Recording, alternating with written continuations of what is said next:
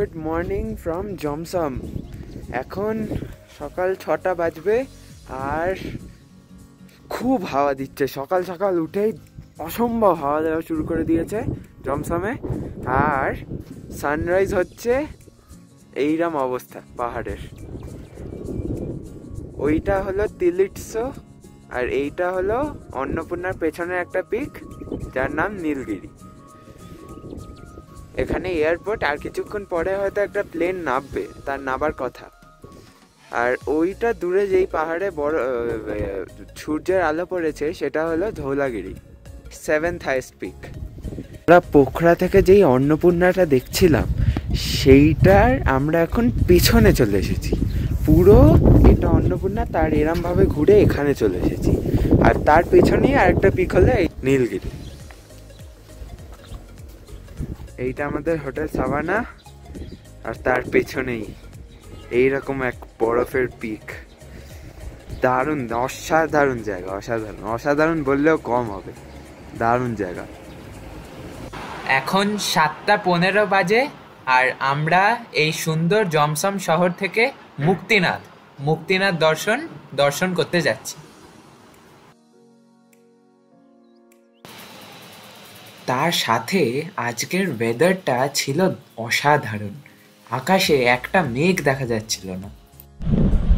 এই Mustang valley, এটা কিন্তু লাদাখ বা স্পিতির থেকে অনেকটাই ডিফারেন্ট। ওইটা আলাদা, এইটা আলাদা। ও লাদাখে যেরকম শুধু রুক্ষ পাহাড় আর বরফ, এখানে ভেজিটেশনও আছে, যেরকম পাইন বনের জঙ্গল আছে। আর দারুণ, এই জায়গাটা যেরকম ওই মুনল্যান্ডের মতো জায়গা, ভেজিটেশন, বরফ, রুক্ষ পাহাড় সব আছে।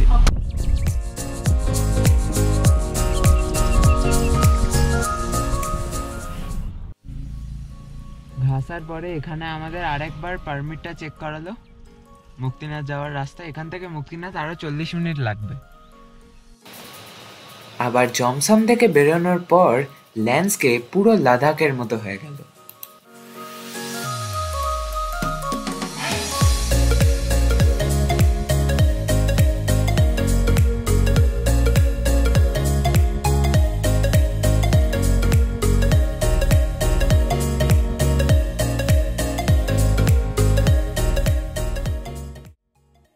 আমরা এখন একটা ভিউ পয়েন্টে চলে এসেছি।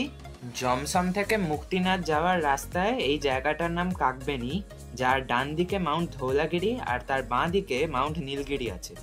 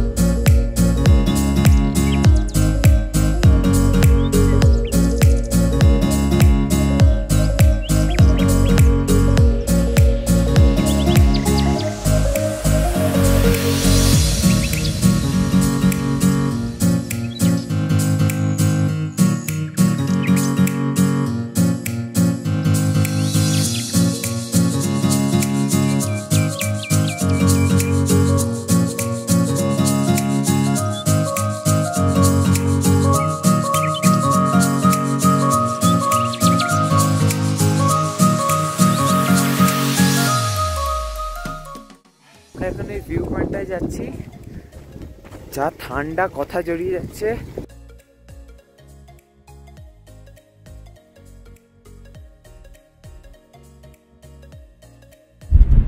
জানি না আমার কোনো কথা আসছে নাকি, আমাকে উঠিয়ে নিয়ে চলে যাচ্ছে যা হাওয়া এখানে। কথাগুলো দেখেই বোঝা যাবে। এখানে রেস্টুরেন্ট আছে একটা, আর এরকম ঘোড়া আছে 2-3টে উঠে ছবি তোলার জন্য। এখন আমাদের মুক্তিনাথ যেতে হবে, অনেক টাইম এখানে কাটানো হয়ে গেছে।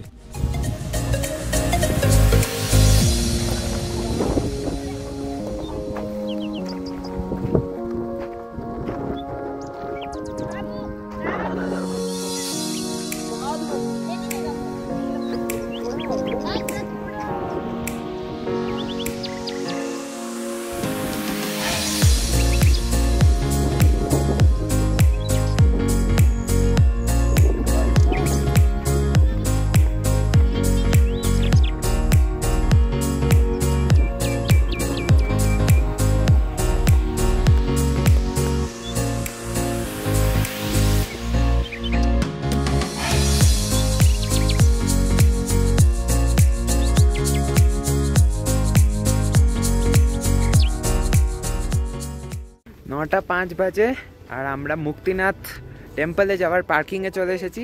ওই যে পেছনে দুটো গাড়ি পার্কিং হয়ে গেছে। এখন এখান থেকে 500 মতো সিঁড়ি ওপরে ট্রেক করতে হবে, তারপর আমরা ভগবান বিষ্ণুর মন্দির মুক্তিনাথের দর্শন করব। ওপরে যেই পার্কিংটা আছে ওইটা পুরো ভর্তি হয়ে গেছে, আমাদের এই নিচে আরেকটা জায়গায় পার্কিং, সেখানে ঢোকালো। এই যে এখানে এতগুলো ঘোড়া আছে, এখানে ঘোড়া করেও যাওয়া যায়। আমরা হেঁটেই যাচ্ছি। এখানে প্রথমে 1 কিলোমিটার মতো হাঁটতে হবে, তারপর সেখান থেকে সিঁড়ি ওঠা। হাঁটছি এখন। ঘোড়ার হাঁটা ছাড়া এরম ভাবেও যাওয়া যায় মুক্তিনাথ দর্শনে, ডুলি করে। যারা একটু বয়স্ক মানুষ বা হাঁটার সমস্যা আছে তারা এরম ভাবেও যেতে পারে। এখনো আমাদের 1 কিলোমিটার হাঁটার রাস্তা শেষ হয়নি। এটা হলো হোটেল বব মার্লে, এখানকার একটা বিখ্যাত hotel and restaurant, cafe. Hotel তো আছে, হ্যাঁ হোটেল।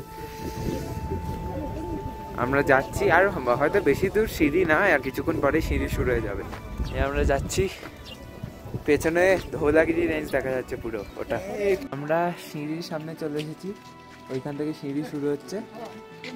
আর আজকে অসম্ভব ভিড়। আমাদের একটু তাড়াতাড়ি আসার কথা ছিল, কিন্তু জমসমে আমাদের একটু প্লেন দেখার ইচ্ছা ছিল, প্লেন ল্যান্ড করবে। কিন্তু তারপর জানতে পারলাম আজ খুব উইন্ডি বলে প্লেন ল্যান্ড হচ্ছে না, একটু পরে হবে। তো আমরা ওয়েট না করে চলে এলাম। তো সেই করতে করতে একটু লেট হয়ে গেল, আর এখানে ভিড় বেড়ে গেছে। এখান দিয়ে আমরা মুক্তিনাথের সিঁড়িতে উঠছি। ওয়েলকাম টু মুক্তিনাথ টেম্পল ওপরে লেখা আছে। এই শুরু হচ্ছে সিঁড়ি, ওপরে থোরাংলা পাস। হ্যাঁ, এইটা হলো থোরাংলা পাস। অন্নপূর্ণা বেস ক্যাম্পে ট্রেক করতে গেলে এই পাস হয়ে যেতে হয়। এখানকার সিঁড়ি কিন্তু সেরকম যে উঁচু সিঁড়ি তা নয়, এরকম ছোট ছোট তিনটে সিঁড়ি, তারপর একটু গ্যাপ, 3টে সিঁড়ি গ্যাপ। এই জায়গা এটা ভালো।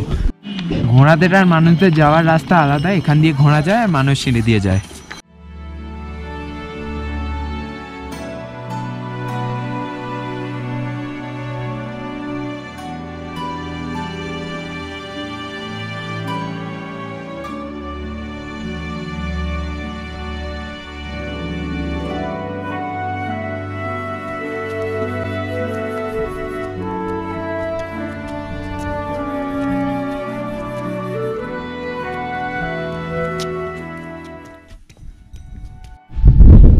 আমি আর বিপ্র আগে আগে এসে এখানে একটা জায়গায় বসে পড়েছি। পেছনে ধৌলাগিরি রেঞ্জ দেখা যাচ্ছে, সামনে থোরাংলা পাস। এখনো আরো অনেকটা সিঁড়ি আছে। জমসমে সকালে দেখলাম যে ওপরে হেলিকপ্টার উঠছে। এখানে এই যে এখানে একটা হেলিপ্যাড আছে, তো হেলিকপ্টার করে এসে এইটুকু সিঁড়ি উঠেও মুক্তিনাথ দর্শন করা যায়।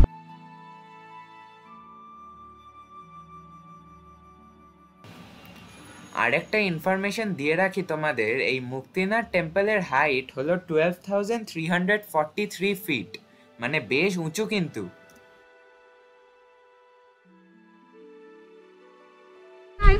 জয় বাবা মুক্তিনাথ। আর ঠিক সামনে আমরা মন্দির দেখতে পাচ্ছি, ঠিক সামনে মুক্তিনাথ। আমরা অ্যাজ ইউজুয়াল আগে যাচ্ছি।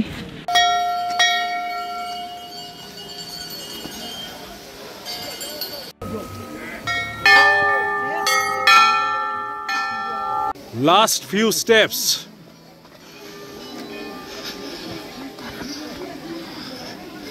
প্রায় 1 ঘন্টা হেঁটে আমরা মুক্তিনাথ পৌঁছে গেলাম। এখানে বেশ ভিড় আছে, এখন দেখি মন্দিরে ঢুকতে হবে। দেখাচ্ছি, এটাই হলো মুক্তিনাথ টেম্পল।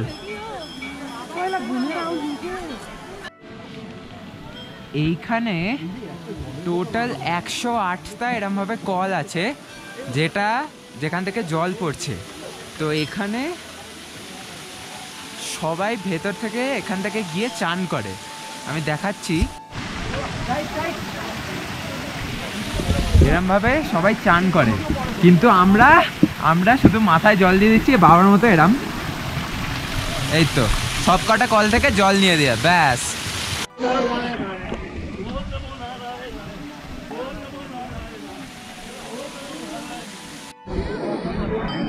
ওইখানে 108টা কলের নিচে স্নান করে তারপর এখানেও ডুব দিতে হয়, তাহলে পূর্ণ হয়। এখন আমরা মন্দিরে যাচ্ছি, মন্দিরের ভেতর ক্যামেরা অ্যালাউড না।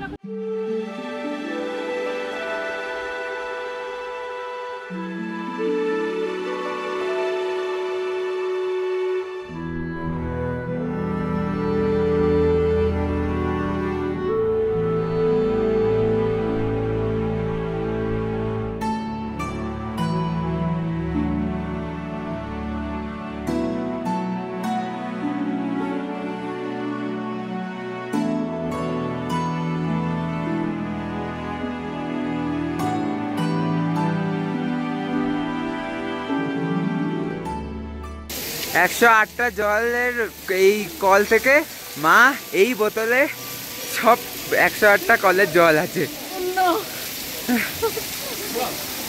আমাদের মুক্তিনাথ দর্শন হয়ে গেল। ওফ, অসাধারণ। প্রচুর ভিড় ছিল, কিন্তু ভিড়ে একটু অসুবিধা হয়নি, লাইনও ছিল না, বেশ সুন্দর বন্দোবস্ত।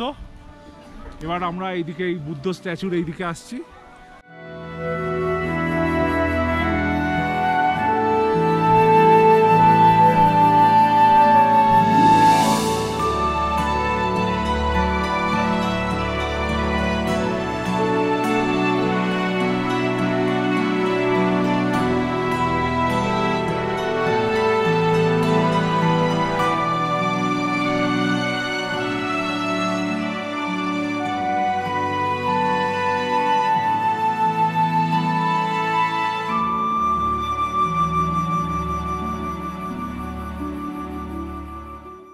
জায়গাটা হলো ফটো সেশন স্পট, পেছনে বুদ্ধটা আর ওইদিকে ধৌলাগিরি, এটা নীলগিরি।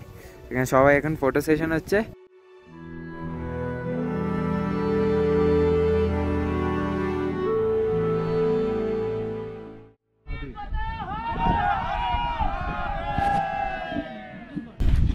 লাস্ট 3 স্টেপস, এই 3টে স্টেপস নামলে বাস হয়ে গেল। না, উঠতে যতটা সময় লাগলো তার হাফ লাগলো নামতে, হাফেরও কম হয়তো। এতক্ষণ নীলগিরি ছিল আমাদের বাঁদিকে, আর এখন ধৌলাগিরি, যেটা সবচেয়ে লম্বা পাহাড় ওখানে, ওইটা ধৌলাগিরি দেখা যাচ্ছে পুরো।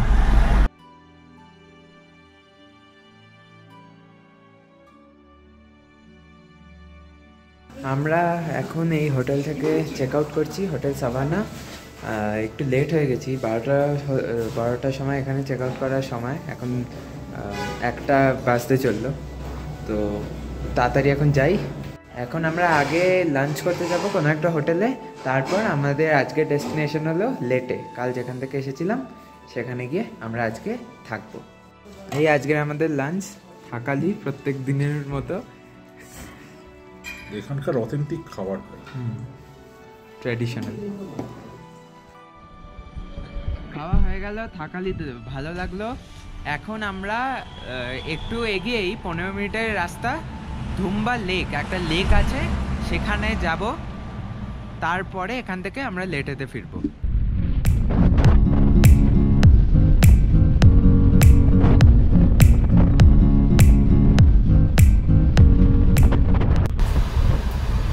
একটু কিছুক্ষণ ভালো রাস্তার পর ধুম্বা লেকে যাওয়ার রাস্তার কন্ডিশন বেশ খারাপ হয়ে গেল। ব্রিজের কাজ চলার কারণে আমাদের নদীর ওপর দিয়ে যেতে হলো।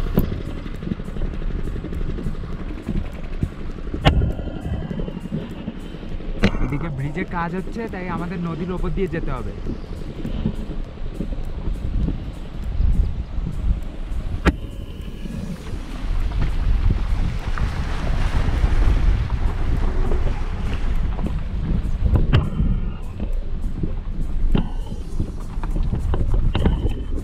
পৌঁছে গেছি ধুম্বা লেক বা ধুম্বা তাল। এটা হলো লেক, আর এইদিকে বরফের পাহাড়। ওই দূরে এখনো ওইটা যেটা উঁচু সেটা হলো ধওলাগিরি, আর এইদিকে এই যে নীলগিরি, আর পুরো সবুজ জল দুম্বা লেকের। আমরা যাচ্ছি দুম্বা লেকের সামনে। এখানে আবার খুব হাওয়া দিতে শুরু করলো হঠাৎ করে, আমরা কি সামনে যেতে পারছি না, এত হাওয়া দিচ্ছে, ঠেলে ফেলে দিচ্ছে পেছনে। আর এখানে 50 রুপিস, নেপালি 50 রুপিস।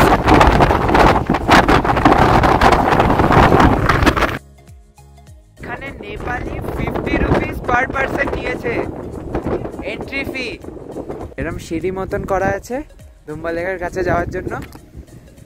আমরা যাচ্ছি, হঠাৎ করে এমন হাওয়া দিচ্ছে আমাদেরকে ফেলে দেওয়ার মতো হাওয়া এখনো দিচ্ছে।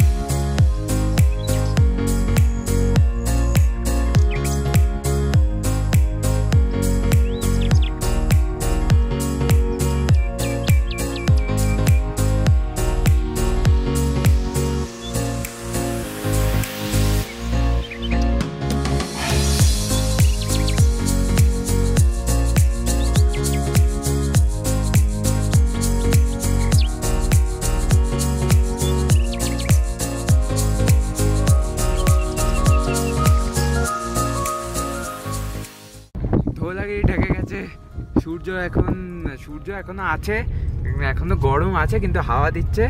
কিন্তু যেটা বলা সেটা হলো ধওলাগিরি ঢেকে গেছে। এটা হলো পুরো জমসম শহর, আর তার সাথে তার বাঁদিকে এয়ারপোর্ট, পেছনে বরফের পাহাড়ও আছে। এই যে এয়ারপোর্ট।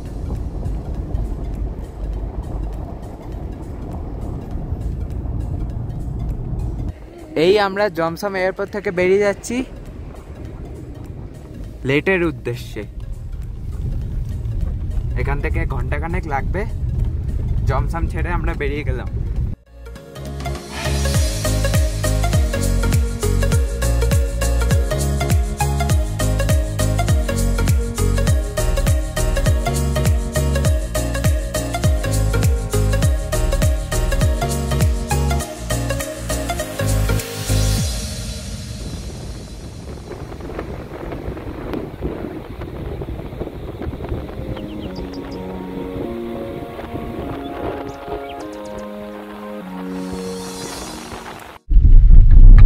ভিডিওতে যে মারফা ভিলেজ দেখিয়েছিলাম, আমরা এখন সেই মারফাতে চলে এসেছি। এখান থেকে লেট আরো আধ ঘন্টা। আমরা মারফার একটা দোকানে এসেছি, এখানে আপেল কেনা হচ্ছে, apple related items. Apple village বলে কথা, আপেলের কি তো কিছু কিনতে হবে। এই যে বাবা এখানকার অ্যাপেল জুস ট্রাই করছে, সে দেখো পুরোটা খেও না, আমরাও খাবো। দেখি অন্যরকম, বেশ ভালো লাগছে।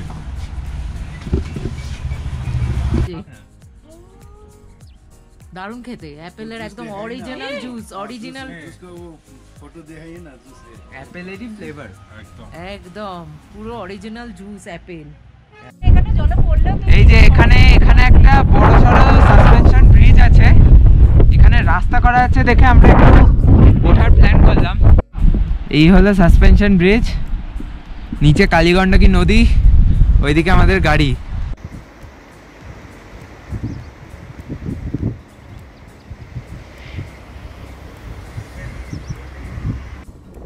ওই দিকটা, এই জায়গাটা হলো পুরো বরফের পাহাড়। আরো ভালো লাগতো যদি মেঘগুলো না থাকতো, এখন শুধু একটা বোঝা যাচ্ছে যে পাহাড় আছে, এখন মেঘ এসে গেছে।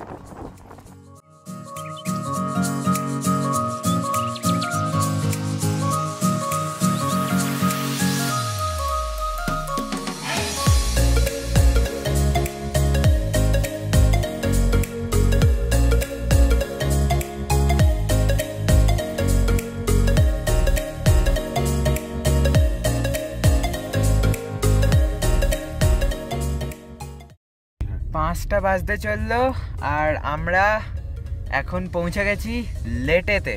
আর লেটেতে আমরা থাকছি কালোপানি গেস্ট হাউসে। এইটা হলো কালোপানি গেস্ট হাউস।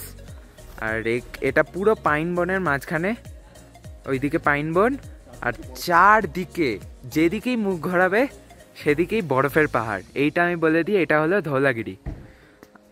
এইদিকে চারিদিকে বরফ পড়েছে। আর ওইদিকে এখন মেঘ এসে গেছে, ওইদিকে অন্নপূর্ণা দেখা যায়, ওই দিকে একটু উঁকি মেরেছে। এখন মেঘ আছে, কাল সকালে আমরা হোপ করছি ঠিক হয়ে যাবে। এই হোটেলটা বেশ বড় জায়গা নিয়ে বানানো। আমি একবার আমাদের রুমটা দেখে আনি।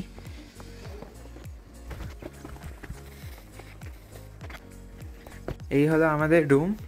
ঢুকেই বাঁদিকে ওয়াশরুম। ওপরে ছাদটা খুব ভালো। আর এখানে একটা ডাবল বেড, একটা সিঙ্গেল বেড, এখানে ওয়ার্ড্রপ আছে, চার্জিং কেবল আছে। দারুণ, দেয়ালটাও দারুণ করেছে। তো রুমটা খুব ভালো।